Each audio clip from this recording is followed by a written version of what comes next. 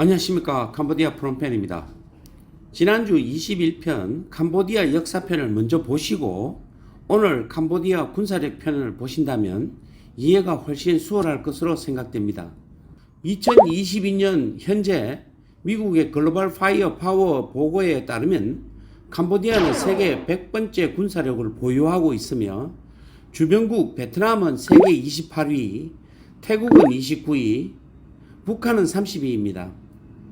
참고로 대한민국은 세계 군사력 6위에 위치해 있는 세계 군사 강국입니다. 아시아만 놓고 보더라도 한국은 5위, 캄보디아는 38위로 군 병력은 어느 정도 규모가 되나 무기 장비 면에서는 빈약하기 짝이 없습니다. 그럼에도 과거 10년을 돌이켜보면 국경을 접하고 있는 태국, 라오스, 베트남 3개국 모두와 현재 국경 분쟁을 겪고 있으며 군대를 동원한 사상자까지 나올 정도로 나름 도전적인 국가이기도 합니다. 군사력 순위 120위의 약체 라오스를 제외하더라도 태국의 36만 명, 베트남의 59만 명의 군사력을 놓고 보면 이들에 비해 각각 3배와 5배씩이나 병력 면에서 차이가 납니다.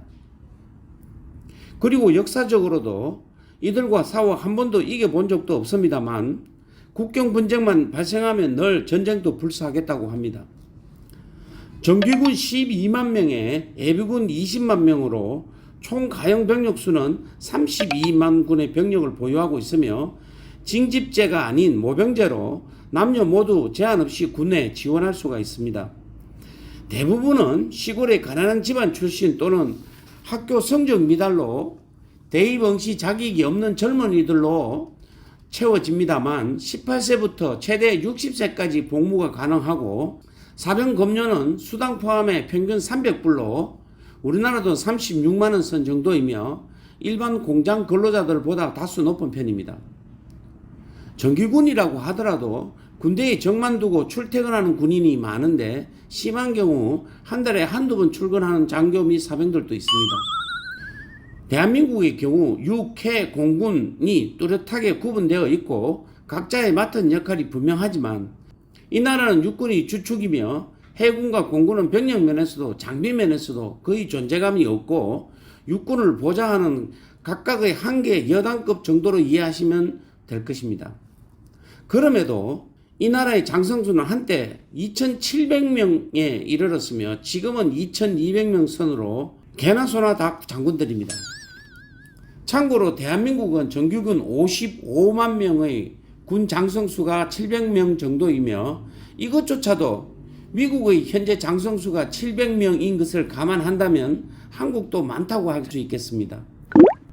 4년 전 훈센 총리가 공개 연설에서 뚱뚱하고 운동하지 않는 고위 장성 및 장교들에 대해서 구조조정을 할 필요성이 있다고 강조했고 은근히 자기 아들인 훈만의 참모총장을 군인의 좋은 본보기라고 자식 자랑을 하기도 하였으며 많은 장성들을 공개적으로 퇴진 압박으로 넣기도 했으나 훈센 또한 군부의 도움으로 권력을 유지하고 있는 상황이다 보니 강력하게 밀어붙이지는 못하는 것 같습니다.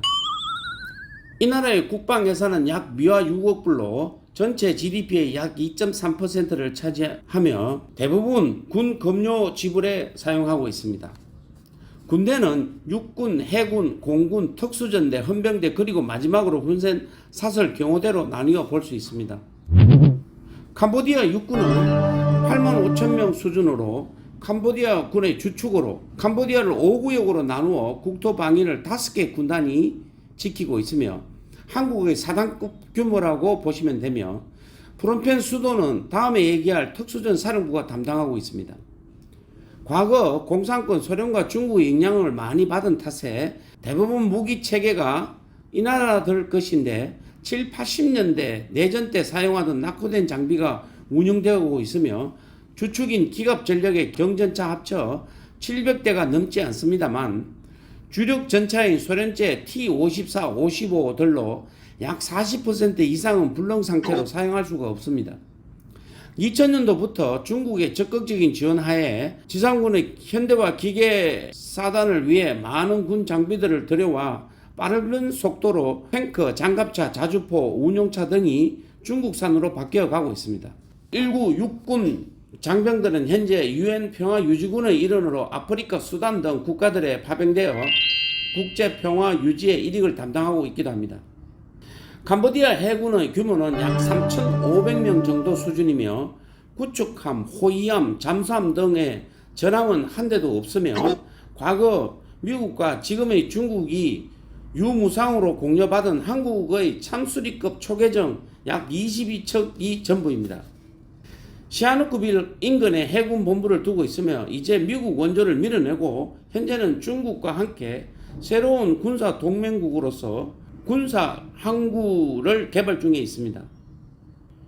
전함이 없다 보니 2017년까지 미국과 호주 전함의 도움으로 매년 합동 군사 훈련을 하였으나 2018년부터는 훈센 총리가 캄보디아의 그 어느 나라도 외국군을 위한 해군 기지는 절대 허용하지 않을 것이라고 발표하였지만 돈 앞에 춘향이 없다고 해안 일대를 중국 해군 기지와 중국군의 주둔 군사시설 확충에 허용하였고 2018년도부터 매년 건국 이래 최대 규모로 양국 합동 군사 훈련이 15일에서 한 달간 진행되며 중국군과 캄보디아군 3,000여 명 이상이 참가하는 군사 훈련을 하고 있습니다. 이에 빠친 미국은 작년 12월 말 캄보디아의 무기 검수 조치 국가로 완전히 등을 돌린 상태이며 현재 엄밀히 말하면 캄보디아는 이제 중국이 아군이며 미군이 적군이 된 상황입니다. 캄보디아 공군 또한 마찬가지로 약 2,500명 정도의 수준으로 전투기, 폭격기, 훈련기, 전투 헬기와 관련된 장비는 한 대도 없으며 레이더 등 방어 장비도 없습니다. 다만 총리 전용기 에어포스 1 등 에어버스 320 등과 VIP 운용용 항공기 4대씩이나 보유하고 있어 웃기는 현실인데 기존 비행기들도 전투에 직접 투입할 수 있는 수준은 아니고 각종 정부 관련 행사 때 공중 고개용으로 사용되는 정도입니다. 현대 공군의 주력 기종은 몇 대의 수송기와 헬기만으로 운영되고 있는 상황입니다. 캄보디아에는 특수전군이라는 우리나라로 치면 수도방위사령부와 특전사령부를 섞어 놓은 조직이 있습니다. 공식적으로는 육군 소속이긴 하나 캄보디아에서만 있는 특수한 부대로 따로 분리병과를 두어 훈센이 직접 관리하는데 여기서는 제911 특수전대로 알려져 있으며 이들은 캄보디아 군대에서 데모 및 훈센의 신속 대원군 역할을 맡고 있습니다. 2014년 수도 프놈펜에서 반정부 데모가 일어났을 때 이 부대가 시위대 7명을 사상케 한 진압부대로 사실상 정부 친위 부대입니다. 총 6,000명 정도의 병력을 13개의 특공대로 4개의 공수부대, 또 다른 4개의 테러 진압 및 기동 타격대, 3개 대대는 지원 업무를 담당하고 있으며 나머지 2개 부대는 굉장히 특별한 정예 요원들만 모아둔 부대로 훈센 보호 및 야당 탄압 때 태포 작전을 수행하는 지극히 정치적인 부대로 알려져 있습니다. 이들 특공대에게는 기존의 캄보디아군 장비와는 월등하게 우수한 중국 인민해방군의 최신 장비들을 지급하고 있으며 우리나라 무기인 K1, K2 소총과 기관단총 그리고 K7 소음 기관단총들을 사용하고 있는 유일한 부대이기도 합니다. 군인이 12만 명인데 이 중 헌병이 10,000명이라는 것이 캄보디아를 잘 모르는 시청자 여러분들께서는 이해가 되지 않을 것입니다만 이들은 캄보디아 군 내부의 실세로서 거의 모든 군을 통제하고 있을 뿐만 아니라 민간 경찰 역할도 겸하고 있으며 경찰보다 위에 있는 조직입니다. 경찰과 서로 견제 및 협력을 하고 있으며 군뿐만 아니라 일반 치안도 담당하고 있는데 저희 같은 민간 기업도 악성 외상값 받을 때 경찰보다 수월하고 깔끔하게 처리해주는 헌병군을 이용하기도 합니다. 물론 이들의 직속 상관은 원수인 캄보디아 국왕으로 되어 있으나 실세는 훈센 총리가 통제하고 있습니다. 이와는 별도의 조직으로 훈센의 호위 부대가 있는데 이 또한 약 7,000명 수준으로 훈센이 직접 개인 경비로 관리하고 있는 경호 부대입니다. 군 장비에 있어서 대부분의 군사 장비는 과거 소련 중국에 오랫동안 좋은 관계를 유지하면서 무상 공여 받아 중고로 쓰고 있는 것이 대부분이며 이들 무기가 많이 노후화되어 있어 최근 들어 중국의 현대화된 군장비를 주력으로 도입하고 있으며 한국으로부터는 언급한 특공대용 소총과 아시아 자동차에서 생산하는 K551 군용 수송 차량이나 K151 군 지퍼 차량들을 공급하기도 했습니다. 대세는 중국이라 최근 들어 미사일 다연장포, 수송 차량, 경함정, 소총 등 대부분의 군수품은 중국에서 유무상으로 수입하고 있는데 이 나라 조종사들이 현재 중국에서 비행훈련을 받고 있는 것을 보면 곧 중국 전투기도 도입될 것으로 예상됩니다. 중국은 반대급부로 훈센 정부를 이용 남중국의 해상 영유권 분쟁에 둘러싼 아시안 국가들과의 분쟁을 포함해 국제 정세에서 중국의 최대 우호국으로 방어망으로 캄보디아를 이용하고 있으며 이에 아시안 국가들은 중국 쪽의 기훈 훈센에 대해 여러 번 경고를 보냈지만 이들 국가들을 비웃기라도 하듯이 금년 2월 훈센 총리가 미얀마까지 방문하여 군사 정부를 두둔하고 나서는 등 일부러 친중 국가의 대표주자로 자처하고 있는 모습을 취하고 있습니다. 아시다시피 코로나 전까지만 하더라도 필리핀, 인도네시아, 말레이시아 등도 중국의 1대1로의 적극 동참하려는 분위기였으나 코로나 후 중국의 본심을 알고 난 후부터는 거리를 두고 외교 관계를 유지하고 있는 반면 캄보디아만 유일하게 동남아 국가 중 친중국 노선을 굳건히 견지하고 있습니다. 이 세상에 국경을 만들고 있는 나라 중 적국이 아닌 나라가 별로 없을 정도로 원래 이웃 나라들과는 사이가 좋지 않습니다.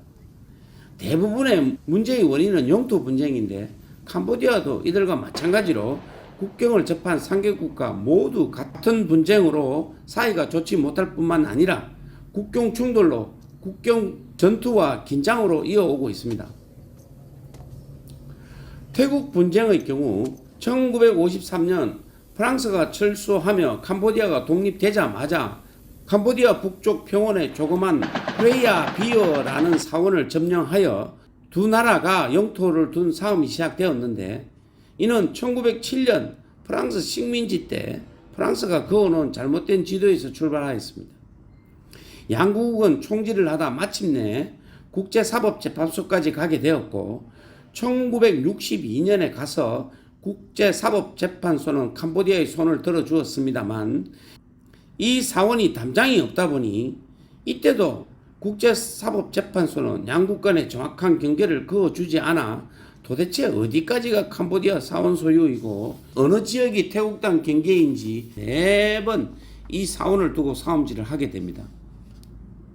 2011년에 와서 태국 내 쿠데타로 어수선한 분위기를 틈타 캄보디아는 유네스코에 이 프레이아 비어 사원을 세계문화유산으로 지정해 줄 것을 요청하였고 태국은 사원을 둘러싼 토지를 정확히 지정해 줄 것을 다시 한 번 더 요청하였으나 캄보디아가 이를 뭉개면서 양쪽 군부대가 전투를 벌여 약 20여 명의 사망자와 수천 명의 난민을 발생시켰습니다. 영토 분쟁은 아직도 수습되지 않고 있으며 어쩌면 우리나라의 독도 영유권 문제처럼 계속될 것으로 보입니다. 이들 두 나라는 이 장소를 정치적으로 이용, 선거철만 되면 이 사원을 국익을 위해 보호하겠다고 큰소리를 치고 있는데 태국은 국경을 넘을 준비가 늘 되어 있다고 하고 훈센 총리는 태국군이 물러나지 않으면 이 프레이아 비어 사원을 죽음의 지역으로 만들어 버리겠다고 하는 등 양 모두가 단골 레퍼토리로 늘 재방송하고 있습니다. 베트남 분쟁은 2009년 당시 현재는 도망가고 없는 야당 지도자인 삼낭시 당수가 서와이랭 지역을 방문하였을 때 베트남 국경에 있는 표식을 뽑아버리도록 마을 주민들을 선동했고 야당 의원들과 국경 주민들이 같은 해 6월 국경에 살고 있던 베트남 주민들과 충돌, 폭력전으로 발전하여 많은 사상자를 내었는데 베트남 정부로부터의 강력한 항의와 보상 요구에 캄보디아 정부는 분쟁 영토를 베트남에 넘겨주었으며 이 지역에 베트남인들이 들어와 살 수 있도록 훈센 정부가 허용하자 국민들이 빡쳐 폭발하였으며 많은 시민들이 거리로 나와 반 베트남 시위를 하기도 했습니다. 지금도 캄보디아 사람들은 대부분 중국 다음으로 싫어하는 나라가 베트남입니다. 2017년 2월 수백 명의 라오스 군부대가 라오스 영토라고 주장하는 캄보디아 북부 국경지대에 도로를 건설하던 캄보디아 군대와 충돌한 사고로 라오스 당국은 캄보디아가 이 지역에 군사 조조기지를 세우고 있다고 주장하면서 국경을 폐쇄하였습니다. 그해 8월 캄보디아 훈센 총리는 이 지역의 라오스인들을 캄보디아에 영주하고 있는 불법 거주자로 기소하고 감금 조치하였습니다. 라오스와 캄보디아를 분리하는 행정 경계는 이 또한 프랑스 식민 시절 식민지 당국이 임의로 만들어 둔 불합리한 것들로 이 지역 주민들은 대부분 라오스를 사용하는 라오스인들이나 행정적으로는 캄보디아 영토를 임의대로 설정, 프랑스가 제공한 단초가 이 국경 문제의 분쟁을 만든 것입니다. 군대라는 것이 국가를 지키고 국민을 보호하는 것이 본연의 임무인데 반해 캄보디아는 지난 2014년 1월 프놈펜의 한국의 봉제 공장에서 시작된 시위 때 군인들이 무리하게 진압하면서 반정부 시위로 확산이 되었고 군인들이 무자비한 폭력 앞에 성난 캄보디아 시민들의 시위는 급기야 노동자들의 임금 인상과 함께 훈센 총리의 퇴진을 요구하게 되었습니다. 결국 캄보디아군의 발포로 총 7명이 숨지는 등 20명이 넘는 부상자가 발생하였는데 이 당시 외신 기자가 찍은 사진 중 진압군 군복에 태극기가 부착된 것을 발견, 한국군이 개입했다는 보도가 전 세계로 타진되기도 했으며 당시 한국 외교부는 이 시위 진압과는 무관하다는 공식 발표까지 하는 해프닝을 벌이기도 했는데 나중에 확인된 바로는 해당 군인이 태극기 자수로 만든 스티커를 군복에 부착한 지극히 개인적인 행동이었다고 합니다만 일설에는 한국 봉제 공장에서 시위 회산을 위해 군대에 돈을 요청했다는 이야기도 있습니다. 분명한 것은 당시 이 시위가 캄보디아 국민들이 처음으로 독재 타도를 외친 거사로 기록이 되는 역사적인 사건입니다. 결국 캄보디아 군사력만 놓고 보면 캄보디아는 전쟁을 치를 만한 국가는 절대 아닙니다. 중국의 군사력을 의지하려는 모습은 살아남기 위한 어쩔 수 없는 선택으로 보이기도 합니다. 하지만 훈센이 중국을 마냥 든든한 큰 형님으로 착각하고 있다면 이는 큰 오산일 것입니다. 다음 주에는 공산주의가 정확히 뭔지도 모르면서 프랑스 유학 시절 들은 공산주의와 사회혁명을 과감히 캄보디아에 실현하고자 했던 폴포트의 생애와 캄보디아를 다시 돌아보고자 합니다. 금주에도 시청해 주셔서 감사드리며 다음 주에 더 좋은 정보로 찾아뵙겠습니다. 안녕히 계십시오.